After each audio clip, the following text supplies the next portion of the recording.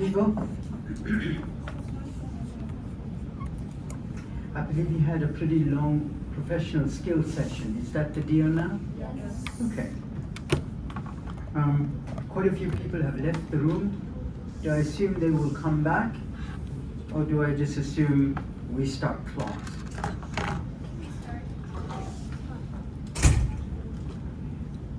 Yes? What do we do? Okay. Since it's 2:03, we will start class. You will have me for 2 hours. The first hour will be molecular medicine. The second hour will be the first lecture in reproduction. Yep, lucky you. So, let's begin with molecular medicine. Does that, do they have that thing where I can kind of walk away? Right? Under what? It's not working.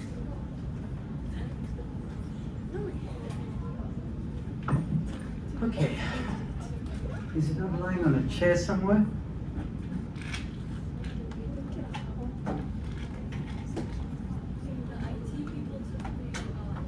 IT people are the most efficient individuals in this entire building. How dare you accuse them of being inept?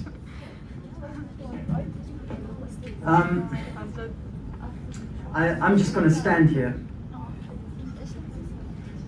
The last time I was with you for molecular medicine or biochemistry, we were talking about how it is that you really do not need to eat Black Forest cake and brownies and so on and so forth. And I mentioned to you that should you have excess energy in the form of acetyl-CoA, you can then take that and convert it into a fatty acid and then store that fatty acid as a triglyceride.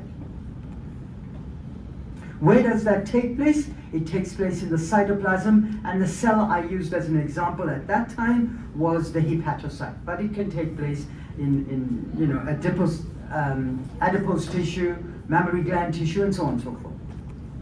Now, today we want to talk about how to break down fat. And the fancy word for it is oxidation. Okay? So, and I'll come to what ketone bodies or synthesis is. Now, there's that slide. I just want to get a marker here since I can't walk. So, on this side, you have the entire digestive tract here. On this side, it says exogenous fats. In other words, this is the mayonnaise from the shawarma that you just ate at 1 o'clock. It gets digested. Obviously, you need the bile and all of that kind of thing. It gets digested, gets absorbed, puts into the lymph, eventually ends up in the bloodstream as a molecule called chylomicron. That chylomicron is fat or triglyceride, maybe a little bit of cholesterol in the middle, and a protein kind of coat around it. Why do you need that protein coat? Because the fat will not dissolve in the plasma. Are we okay? Good. This is the one we talked about in the last lecture, where if you did not eat, but you had sufficient numbers of Dunkin' Donuts, then the liver will turn that into a fatty acid, attach it to a glycerol molecule, and now you will end up with, again, a fat molecule called VLDL, very low density lipoprotein. Again, a fat molecule with some cholesterol in it and like a protein coat on the outside. So this is the endogenous version, and this is the one that's coming from outside or in your diet. What is it doing? It can be stored in adipose tissue. It can be turned into energy if you decide to walk or exercise, or to dust off that exercise bike you have in the corner of your room. So it can be turned into those kinds of things, and that's what we're going to talk about today. Okay. Now, before you freak out on the next slide, I just want you to live with me for a minute. I want to start down here in the corner. Can you see in the corner here? Yes or no? Yes. Can you see the blue thing? Yes. It says hydrophilic layer made of proteins and phospholipids. Can you see that? Yes? Good. Can you see the yellow thing? It says triglycerols. In other words, 3 fatty acids attached to a glycerol molecule. And can you see this golden looking thing? It says cholesterol. Are we okay? So if we apply this particular key to a chylomicron that's coming from the intestine now, notice it has lots of triglycerides, it's got some of the protein thing, and it's got a tiny amount of cholesterol. Are we okay? Good. Yes, no? Yes. Good. On the other hand, if I come to the one that's coming from the liver, so this is the exogenous one, this is the endogenous one. Look at that one now. Here you still have the protein. You have slightly less triglycerides, but you have a little bit more cholesterol in the middle of it. Are we okay so far? Yes, no? Good. What are these lipoprotein things doing? They are going through our blood vessels. And in the blood vessels, there are lipase enzymes. And those lipase enzymes are busy breaking down the triglycerols into glycerol and fatty acids. And then it's allowing the fatty acids to go through the endothelium into the tissues of the cells so that you can get beta oxidation. Okay? Now, look at what happens to them as they go through these blood vessels. So if you're looking at the chylomicrons that you just generated from the shawarma, it's going to go through, it's going to become something called a remnant chylomicron with a slightly higher concentration of cholesterol, not because somebody put cholesterol in there, but because the triglycerides got hydrolyzed. Okay? And that now will end up going to the liver. And what will the liver do? It will take it up, churn it up, and package it into a VLDL. You're following what's happening here? That VLDL again will go to the tissues. Again, whether it's the heart, whether it's, the muscle, whatever. Again, in the capillaries of that tissue, you will now slowly start using up the triglycerides, and that will be converted into something called LDL, or intermediate density lipoproteins. Again, look at it. It still has some of the lipoprotein, the protein part. It's got a lot of cholesterol and very little triglycerides. That's how LDL is known as the harmful cholesterol, because of the high concentration of cholesterol in it. What can you do with that? You can send it to the liver so it can become VLDL again, or you can send it to cells, like muscles and so on, because they have receptors for these LDLs. And when the LDL attaches to its receptor, it's brought in, and then the whole thing is chewed up. It's hydrolyzed. And then you can produce something called the good cholesterol, or high, because of the protein, high density lipoprotein. High protein, very low cholesterol.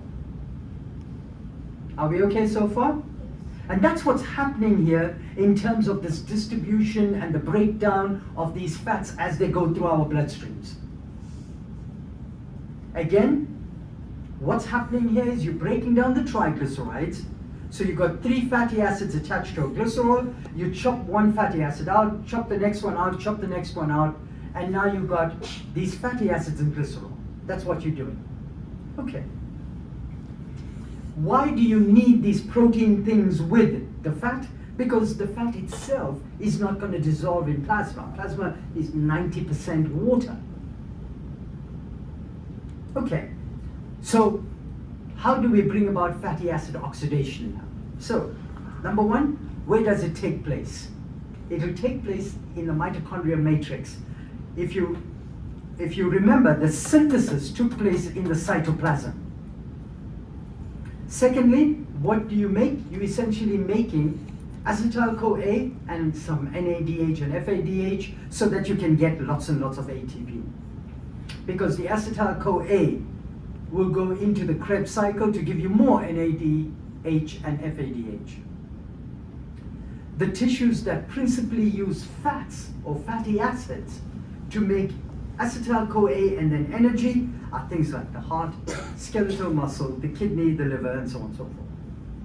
There is a three-step process here. Number one, you need the fatty acid. Where is it? It's stuck to cholesterol in the form of triglyceride.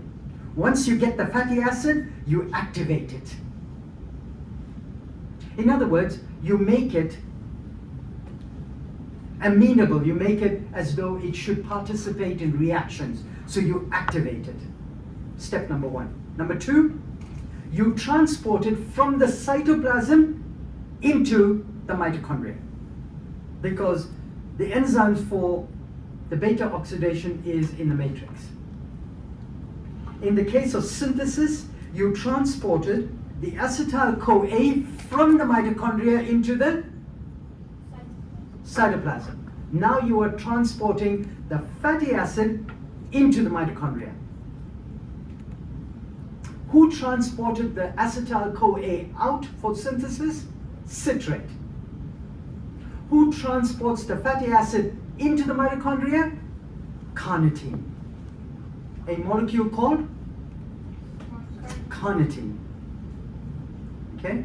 And I need two enzymes or proteins for that. One is called CPT1, carnitine palmitoyl transferase 1, and CPT2. And I'll tell you what they do in a minute. So now we transport the fatty acid, the activated fatty acid, into the mitochondria. What happens in the mitochondria? We make it go through a cycle.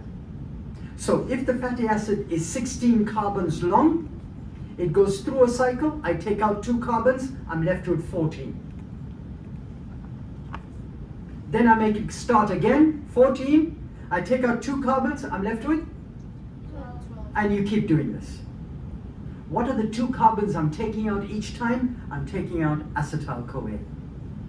And each time I do that, I generate an acetyl-CoA, I generate 1 molecule of FADH2, which I can use for energy, I generate 1 molecule of NADH, which I can use for energy. If I did that for C16, palmitate, I will have 7 cycles, but 8 acetyl-CoA, because I still got the last one left. I will have 7 FADH2, 7 NADH2, 8 acetyl-CoA, and if you put all of that through oxidative phosphorylation, you will make 106 ATP molecules. When will we want to make this 106 ATP molecules?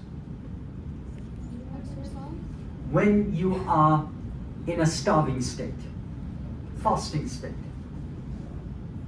You've used up all of your possible glucose, glycogen, whatever. In a starving state, 24, 36 hours later, you are now breaking down the fats to get this 106 ATP molecules.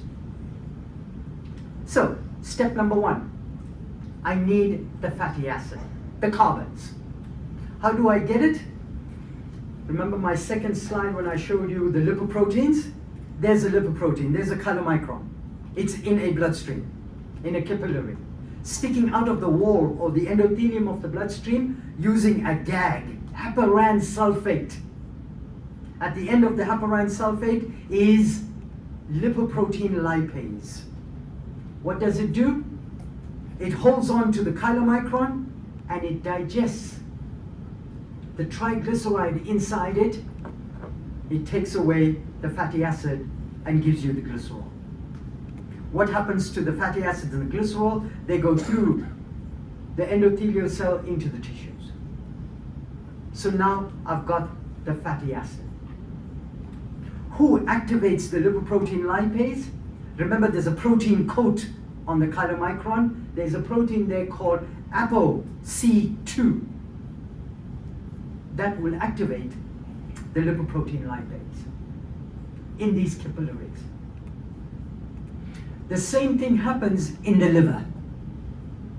In the sinusoids of the liver, there is something called hepatic lipase that does exactly the same thing. And as you are chewing away the triglycerides, obviously the cholesterol is becoming more concentrated inside this molecule. Okay. Can this happen inside a cell? Yes, it can. And the cell I'm using is an adipose cell. There's the fat droplet, the triglyceride. I now need 3 enzymes. The first enzyme will take the tri and turn it into di. The di gets converted into mono, and the mono, you release the last fatty acid from the mono. You end up with glycerol. Again, when is this happening? In a fasting state. So what can you do with the glycerol? You can turn it into glucose. You can then use that for energy. What is the first enzyme? It's called adipose triglyceride lipase.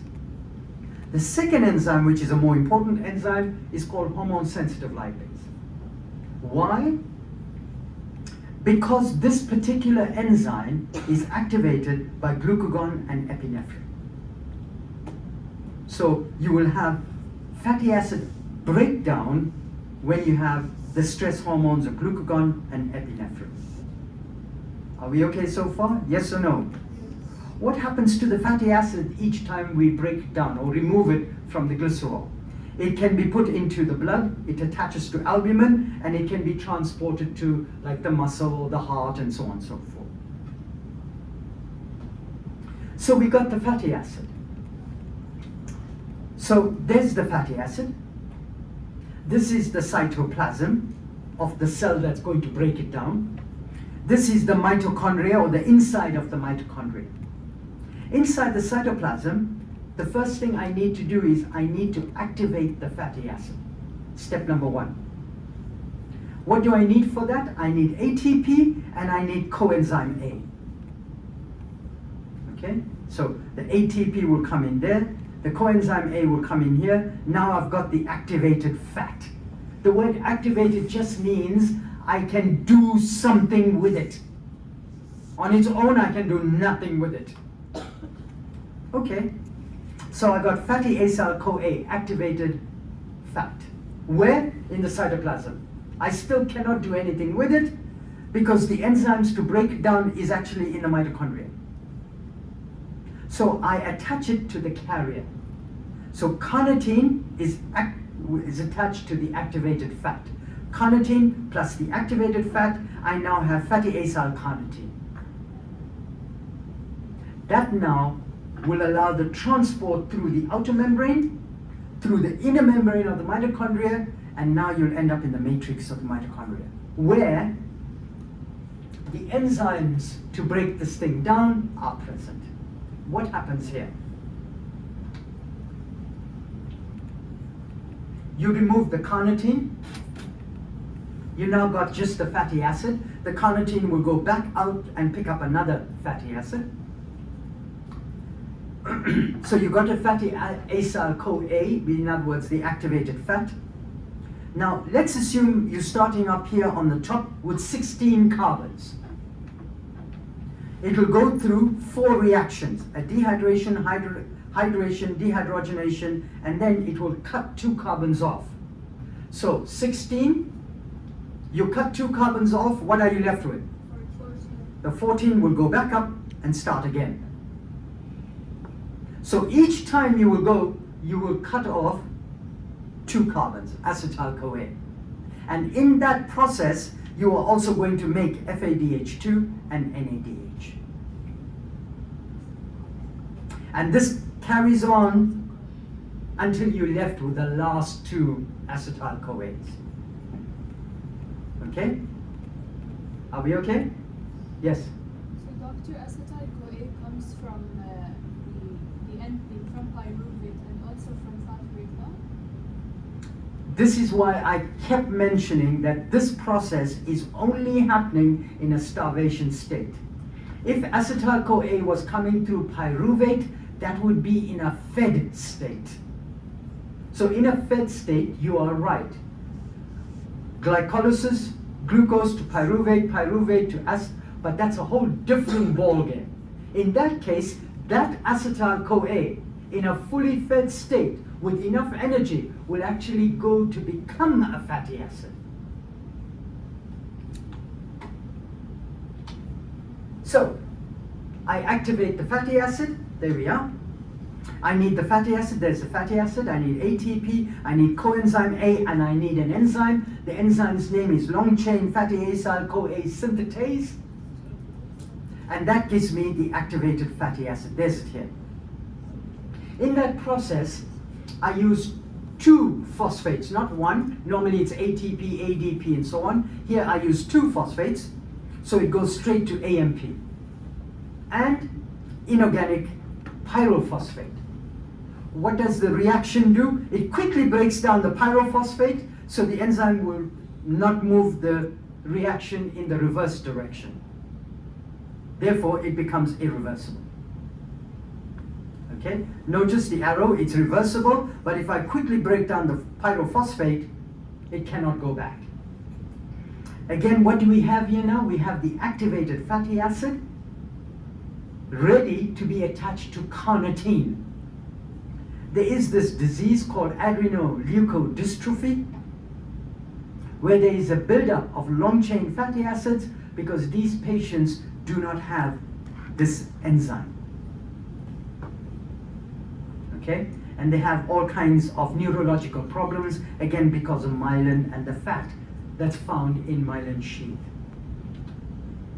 Okay, there's that activated fatty acid, fatty acyl-CoA. What am I going to do to it? I want to send it into the mitochondria. There's the mitochondria. So, I attach it to carnitine. This is carnitine. Okay? So carnitine plus acyl-CoA will give me fatty acyl-carnitine. I'm still in the cytoplasm. To do this, I need an enzyme called CPT1, carnitine palmitoyl transferase 1. It's found on the outer membrane. It attaches the activated fatty acyl to carnitine. There's it here, acyl-carnitine. That will then go through the outer membrane into the intermembrane space. It'll go through a transport like a channel, it's called the translocase, and it'll go into the matrix. The minute it enters the matrix, I now need CPT2, carnitine palmitoyl transferase 2. What does it do? It chops off the carnitine, sends it back out to pick up more fatty acid, and then it gives you the activated fatty acid. To do what? To go through these reactions. Okay. Now, CPT1 is actually inhibited by malonyl-CoA. Where did you hear of malonyl-CoA? Fatty acid synthesis. ACC, acetyl-CoA carboxylase, acetyl-CoA carboxylase plus carbon dioxide will give you malonyl-CoA. So malonyl-CoA will actually inhibit CPT1, which brings me, what's your name? Huh? Rama, R-A-M-A, which brings me to what Rama said. When we are energy rich, the 3 Dunkin' Donuts, ACC, acetyl-CoA carboxylase is activated, you're producing malonyl-CoA. Malonyl-CoA will inhibit CPT1, therefore fatty acids will not go from the cytoplasm into the mitochondria to be broken down. Instead, acetyl-CoA from here will be going out to be synthesized into fatty acid. Are we okay? Which now brings me to the regulation. So in the fed state, the 3 Dunkin' Donuts state, there will be acetyl-CoA carboxylase will be activated. You will have high malonyl-CoA that will inhibit CPT1. Therefore, fatty acid oxidation rate will be very low, which kind of makes sense because you don't want to be breaking down the fat that you just made. You understand? Good. In the fasting state, or in exercise, or in some kind of stress kind of thing, or low insulin, or if insulin is not working, like in type 1 diabetes. Now what happens? Your malonyl-CoA level is extremely low because ACC, acetyl-CoA carboxylase, is inhibited. Your CPT1 activity is very high. Your fatty acid oxidation now becomes very high. What are some of the other molecules that regulate this passageway of fatty acid oxidation? AMP kinase, which again will phosphorylate ACC and inhibit it from making malonyl-CoA. Insulin stimulates ACC, therefore you'll have more malonyl-CoA, therefore more inhibition of CPT1. And I think you understand the one with glucagon and epinephrine. Okay. So we had carnitine, we had CPT1, CPT2. Clinical correlation. If there is a carnitine deficiency, generally a very rare kind of disease, but in certain patients who are taking certain drugs, or they have an acidemia, okay? Metabolic, respiratory, whatever. Or they are taking valproate, which is given to people with depression and all that kind of stuff. You can end up with a carnitine deficiency. What would the presentation be? Just want you to look at me for a minute here, please. Remember, we are breaking down fat in a fasting state, yes? So your blood glucose level is low. So you are hypoglycemic, yes? Are we okay? And that's when we are breaking down fat, so we're getting a lot of acetyl-CoA. Now, what happens to some of that acetyl-CoA? It gets converted into ketone bodies. But in these patients, they are hypoketotic. In other words, they do not have ketone bodies. Now, you put that together. In normal acetyl-CoA, large amounts of acetyl-CoA, you make ketone bodies. If you're not making ketone bodies, that means the fatty acid is not making its way into the mitochondria. That's why they are hypoketotic hypoglycemia. Okay? They will have cardiomyopathy because the heart uses fats or fatty acids to generate energy. Obviously the cells don't get energy, becomes large and all of that kind of thing. You'll have muscle weakness. This will be skeletal muscle weakness. You'll have rye-like symptoms. I'll tell you what rye is in a minute. And if you looked at carnitine levels in their body or in their muscle, it would be low. How do you treat them? You give them carnitine. Okay, so again, they can transport the fatty acid into the mitochondria. Let's look at another deficiency, CPT1. CPT1, again, because the fatty acid cannot make its way into the mitochondria, you will have hypoketotic hypoglycemia. All right? And this would be triggered generally by fasting, so there'll be fasting intolerance here. Hepatomegaly, enlargement of, obviously, the liver.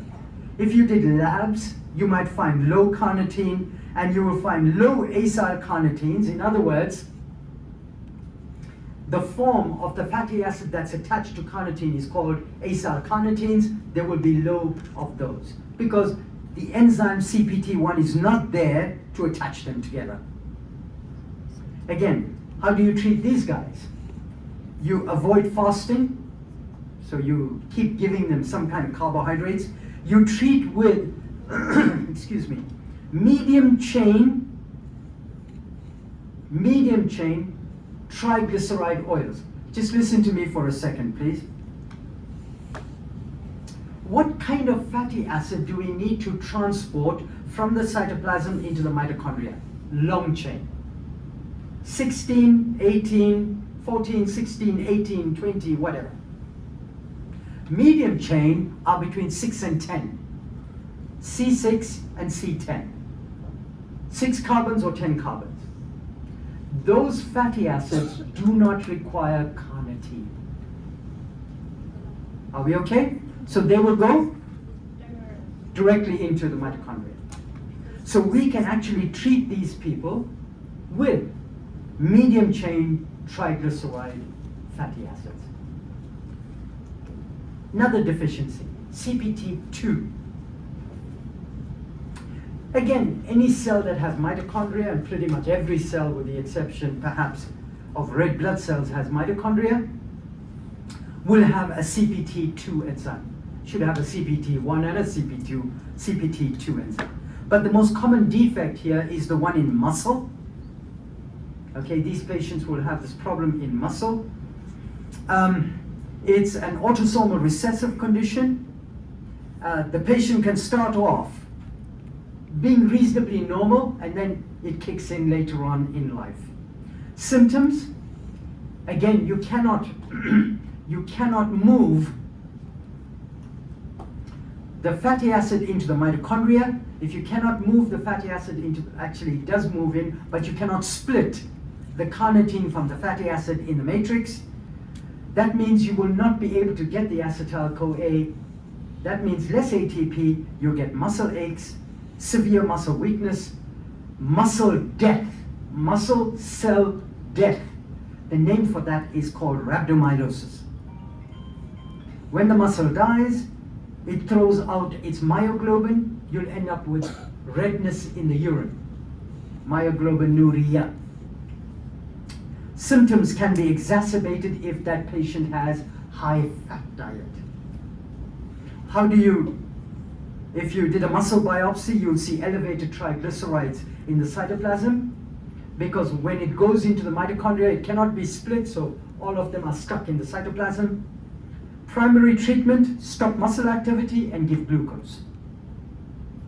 The reason you give glucose is because you now switch from fat oxidation into carbohydrate oxidation.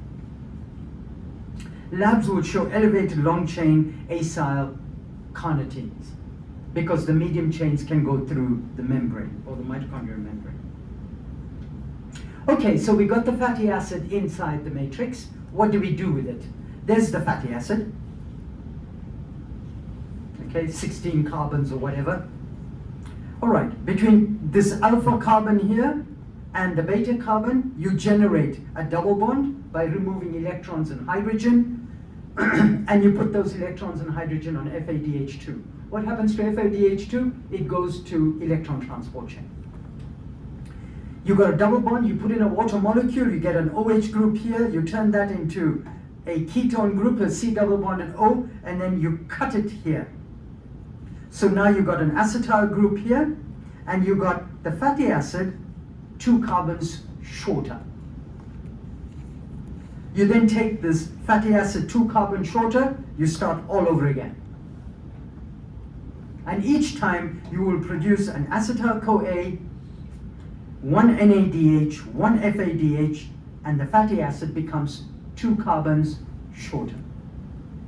Are we okay so far? And that's what's happening in beta oxidation. Again, oxidation, hydration, second oxidation with NAD, and then lastly, you cut off the acetyl-CoA or the 2 carbons. The only enzyme I want you to remember is up here, and I'm going to read it for you. It says, acyl-CoA dehydrogenases, a family of chain-length specific enzymes. What does that mean? It means when you have a fatty acid of 16 carbons, you will have an enzyme that only works on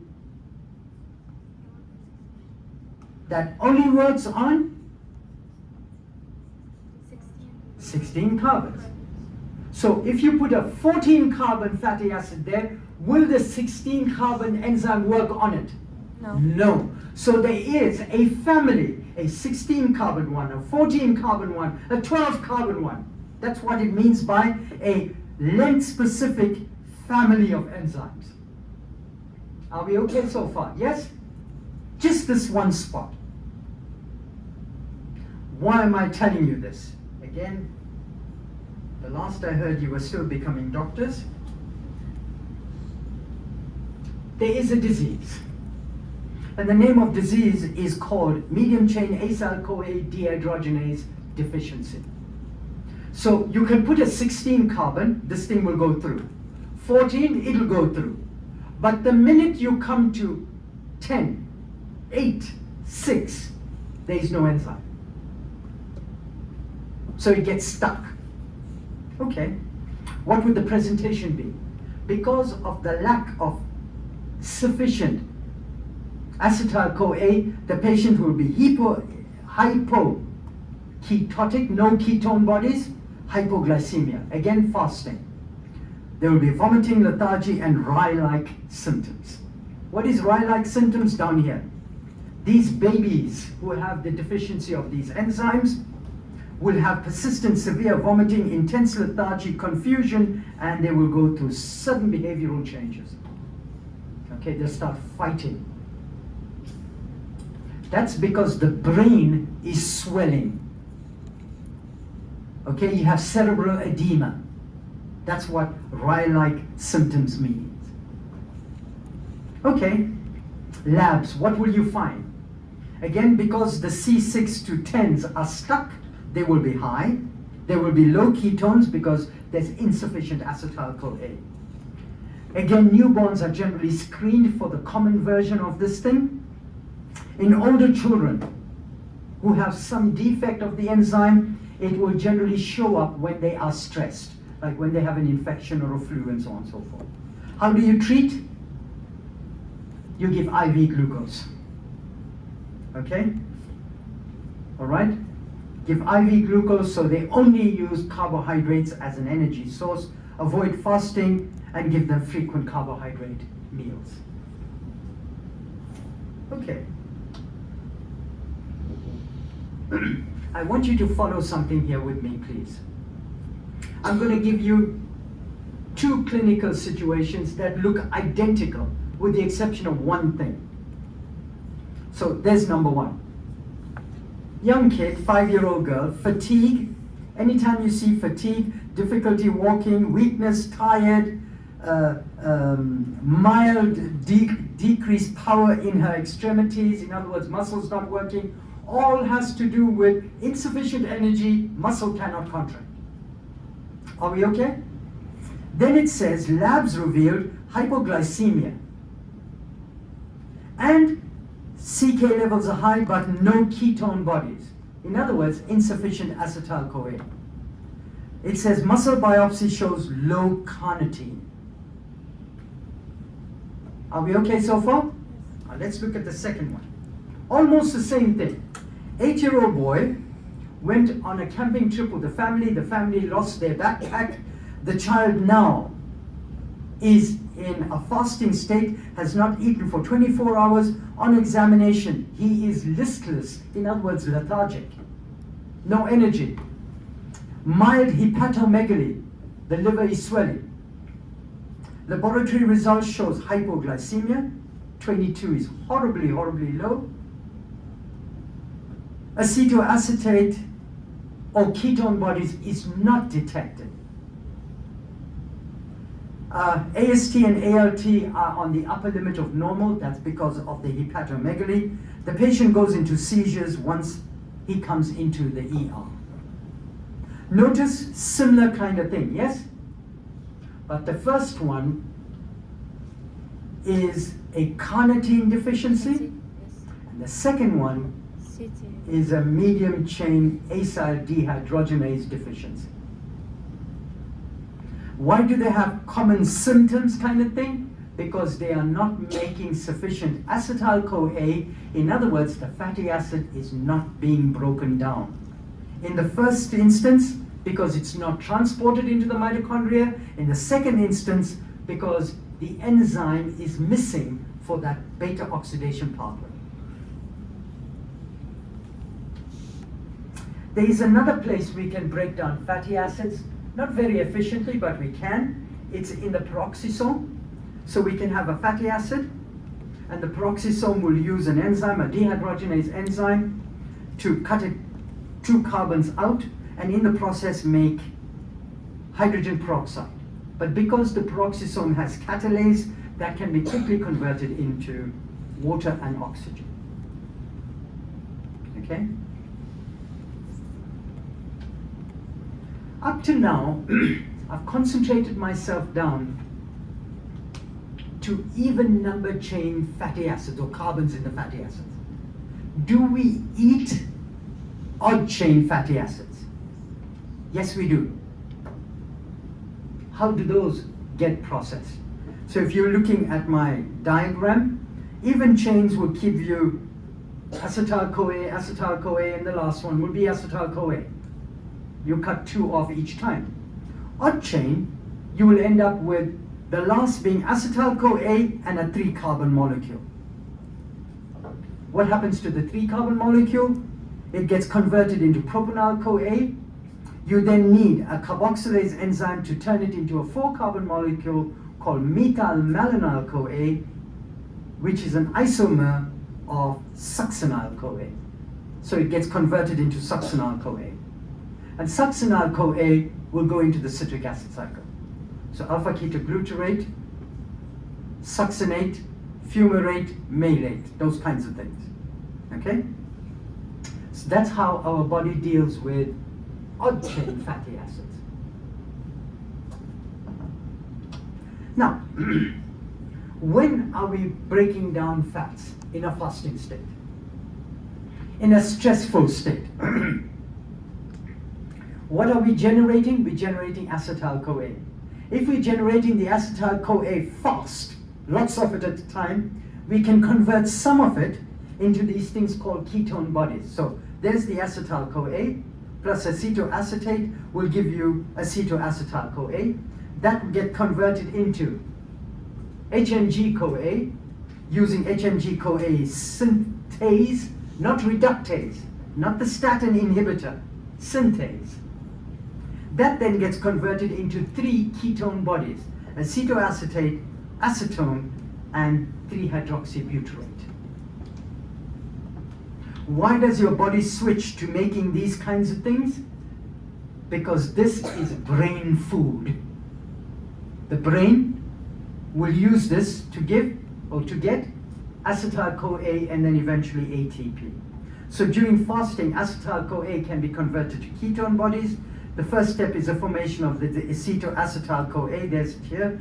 Then you get HMG-CoA synthase, which is a rate-limiting reaction. Eventually you get ketone bodies such as acetoacetate, acetyl-CoA, and hydroxybutyrate. Again, where do they go to? Where do they go to? There we are. There's the liver making it with the acetyl-CoA either from glycolysis. So instead of eating 3 Dunkin' Donuts, you decide to eat 5 Dunkin' Donuts. Okay? And eventually you get ketone bodies, there we are. They get put into the plasma and they end up going to the brain. I have a muscle here. In the muscle, the ketone bodies are converted back into acetyl-CoA here up here on the top because they have an enzyme called thiophorase. Okay? Liver cells do not have thiophorase, so they cannot break down ketone bodies. Extrahepatic tissues, especially brain, are very efficient at oxidizing ketone bodies into acetyl-CoA.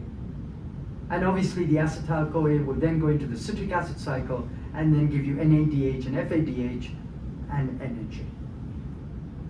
Any questions for me?